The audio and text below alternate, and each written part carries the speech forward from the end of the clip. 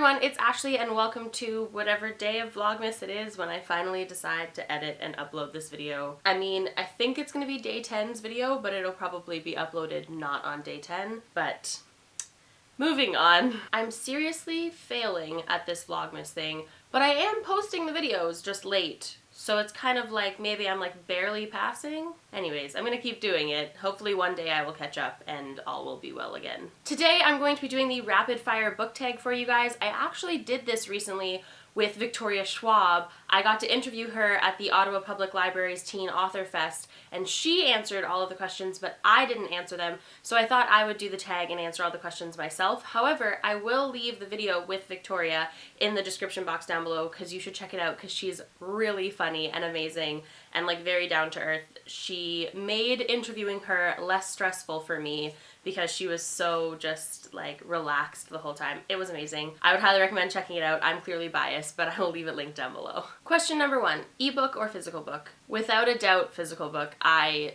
really rarely read ebooks. I was gonna say never, but I have read I think 2 books as ebooks on my cell phone, and it was simply because I didn't have a book with me, so I downloaded the book on my cell phone and then read it on my cell phone. And that would have been Ugly Love and Hopeless, both by Colleen Hoover. Those are the only 2 books I've ever read as ebooks. The answer is definitely physical books. Second question, hardback or paperback? This is a hard answer for me because I want to say hardback because I prefer to buy in hardback because I find that they just withstand the test of time better. They look better on a bookshelf, they just preserve better over time. I am less concerned about ruining them, but I do actually physically enjoy reading paperbacks more. They're easier to carry around and they're easier to like physically read like in bed or like while you're out and about, but I do prefer hardcovers in their like longevity. So I don't really have an answer for you. Question number 3 is in-store or online book shopping? Without a doubt, in-store. I like never online bookshop. I always buy in-store. I work at a bookstore, so I know what it's like to like want people to buy the books in-store even though they're minorly cheaper online sometimes.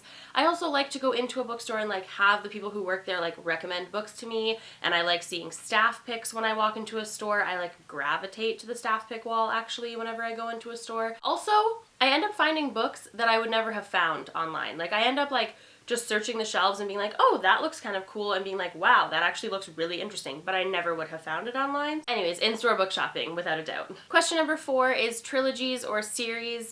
For this, I feel like I'm gonna go with series. For the simple fact that I like trilogies, but I also really like standalones, and I also really like duologies, and lately I've been kind of obsessed with the fantasy genre, and they don't really do a lot of trilogies. There's just like mass series in that section. So yeah, I'm gonna go with series. The next question is heroes or villains. This is really hard because if you do a villain well, it can be amazing. I could love the character to no end. And if you do a hero well, I love them and I would probably love them forever. But both of them can be done very wrong. Like I want a hero that has bad qualities. Like I want a hero that is not just 100% perfect. I hate that character. It's just, I'm not a fan at all. And I want a villain with redeemable qualities that are kind of heroic. And yes, they're a villain, but like you feel for them because of those redeemable qualities. But if either side doesn't have those things, then I think they both suck. So, long story short, I don't really have an answer, but I guess I'm going to go with heroes. Only because I find heroes are done better on a more regular basis. I don't feel confident in this answer. I'm moving on. Question number 6 is a book you want everyone to read. I almost went with Name of the Wind, but I didn't because I thought that it was going to be too repetitive if you've seen my channel 1,000 times, but definitely Name of the Wind. But other than Name of the Wind, I'm gonna go with Aristotle and Dante Discover the Secrets of the Universe. This is by far one of the best books I've ever read. Benjamin O'Leary Sands is coming out with a new book in 2017, and I am over the moon excited. Like, look at all these sticky tabs. Just highly, highly, highly, highly recommend. The next question is recommend an underrated book. For this, I'm going to go with Please Ignore Vera Dietz by A.S. King. I'm actually basically going with A.S. King as a whole. If you haven't read this author, she's one of my auto-buy authors. I love her so much. And this book follows a young girl whose best friend just passed away, and she has been secretly in love with him basically forever. and she knows a secret that would kind of clear his name, and she doesn't want to tell anyone because she's mad at him even though he's dead. It's just a really, really good coming-of-age YA story about, like, internalizing things and, like, how to cope with your feelings. Also, it has, like, multiple narratives. Like, it's mainly told from her perspective, but then you get, like, a few chapters from, like, the dead guy. He's referred to as the dead guy in the book. I'm not being, like, rude. And you get, like, inanimate objects get chapters. Her dad gets random chapters. I really like odd narrative styles in books. I like when books are told in, like, a unique, weird narrative style, and this one just was on point in that regard. The next question is, name the last book that you finished. I wish my answer to this was Wise Man's Fear. It's not, because I haven't finished it yet, but I wish it was. However, my actual answer is Six of Crows by Leigh Bardugo. I gave this 5 out of 5 stars. It was phenomenal. Highly recommend. If you haven't read this book yet, you should. I can't think of anyone who wouldn't like this book. If you're not normally a fantasy reader, it's super character driven. I think you'll like it. If you're normally a fantasy reader, the fantasy elements are on point. You're gonna really like it. I just think, like, I think everyone should try this book. It's just so good. The last book you bought.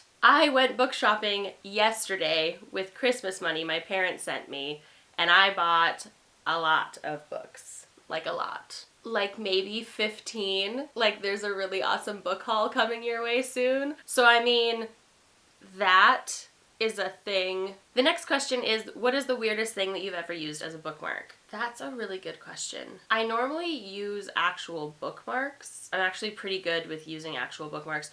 Normally, I use, like, the little pad of, like, sticky tabs that I use as a bookmark because I'm always sticky tabbing the book. But I think the weirdest thing I've ever used is a leaf.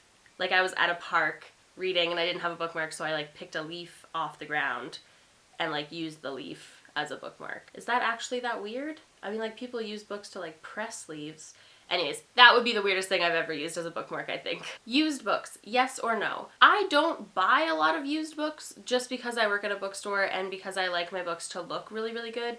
However, I think my answer to this is still actually yes, because I would buy them if I had an easy access to a used bookstore. I just don't really, and I work at a bookstore, so it's easier access to buy them new, but I'm still, like, pro used books, so my answer is still going to be yes. The next question is top 3 favorite genres. This is going to be difficult. I have a feeling that if you ask me this question in 3 months, my answer would change, because I actually bought a lot of adult fiction when I went shopping recently, and I think that my reading habits are going to change in the next year, and I know that sounds like a weird thing to say, but I just am starting to feel like my reading habits are going to change. But right now, my answer would be fantasy, graphic novels, and YA. Borrow or buy? Definitely buy. I buy a lot of books, and generally I like to tab and annotate my books, so borrowing them is just not really an option. Characters or plot? For me, it is without a doubt characters. The plot could be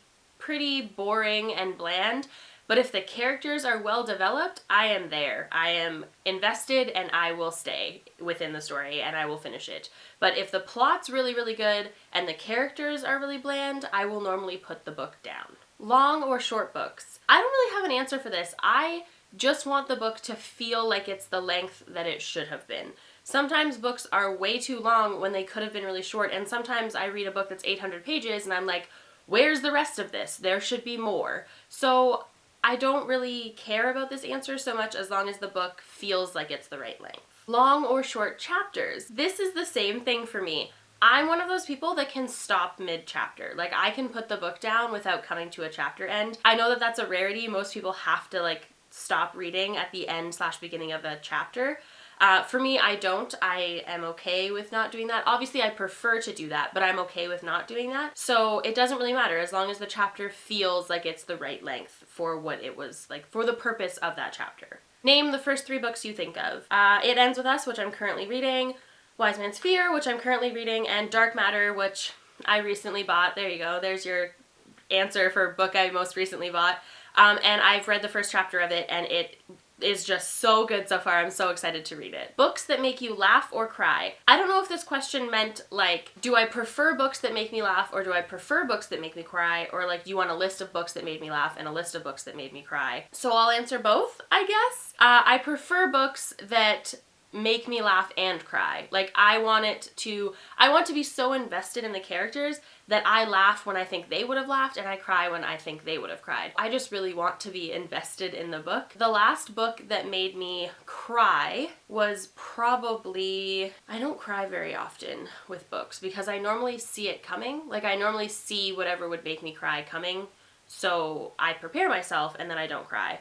However, I did cry during Me Before You simply because I was just so angry. The last book that made me laugh out loud was probably, I think I actually recently laughed out loud during Wise Man's Fear.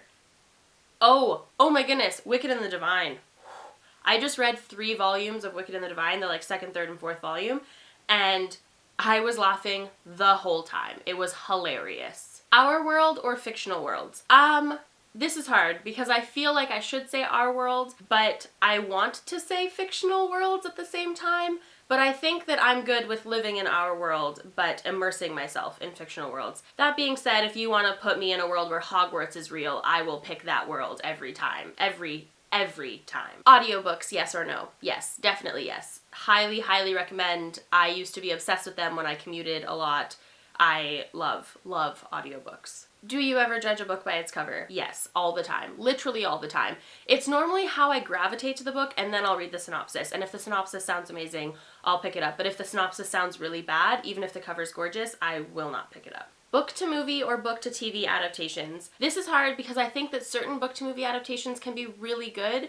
However, recently a lot of the things that I want to be adapted would do better as book to TV show, so I guess I will answer book to TV show. Next question is a movie or TV show that you preferred to its book. I don't know that I have ever preferred a movie or TV show to its book, to be honest with you. Yeah, I honestly can't think of a book to movie or a book to TV adaptation that I liked better than the book.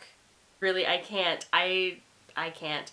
However, my favorite book to movie adaptation, like the one that I think was done the best in my opinion at least, was probably the first Harry Potter movie. I think they did an excellent job of not only portraying the plot and just the general like atmosphere of the first book, but I really liked the casting and I really liked the set design. I think that the first Harry Potter movie is probably my favorite adaptation of all time in terms of like just matching the book properly, not specifically trying to not be the book. That's like a whole other ballgame of adaptations. And the last question is series or standalones. This is so hard because if you had asked the Ashley from like 2 years ago who was obsessed with contemporary YA, I would have easily said standalones. I wouldn't have even thought about it actually. I would have just said standalones. But lately I have been reading a lot more like fantasy-based books and they're all series. So I don't know. I don't have an answer for this. No, I don't know. I like them both for different reasons. Okay, so that was the rapid fire book tag. I tried really hard to answer the questions like immediately after I looked at them. I actually didn't even look through the questions a second time before starting the tag, so hopefully all of my answers were actually like rapid fire answers. If you guys want to do this tag, consider yourself tagged. I don't know who's done this and who hasn't yet because it's been going around for quite some time. But if you haven't done it, please consider yourself tagged and make sure to comment down below with the link to your video or your blog post so that I can view it. Oh, and please comment down below with questions. I want to do a Q&A near the end of Vlogmas and I need questions in order to answer those questions. So comment down below with some questions if you have any for me. They can be book related or life related. It doesn't matter. Okay, so that is actually it. Happy Vlogmas and happy reading. I'll see you guys soon. Bye! Good morning! It is Vlogmas day 3 today. I'm currently in Melanie's car, not driving, because vlogging and driving would not be a thing to do. So we are currently on our way to work, and I'm really excited because I borrowed one of Melanie's dresses today, and it's my favorite color, and it makes my eyes look super green, and I'm really excited about it.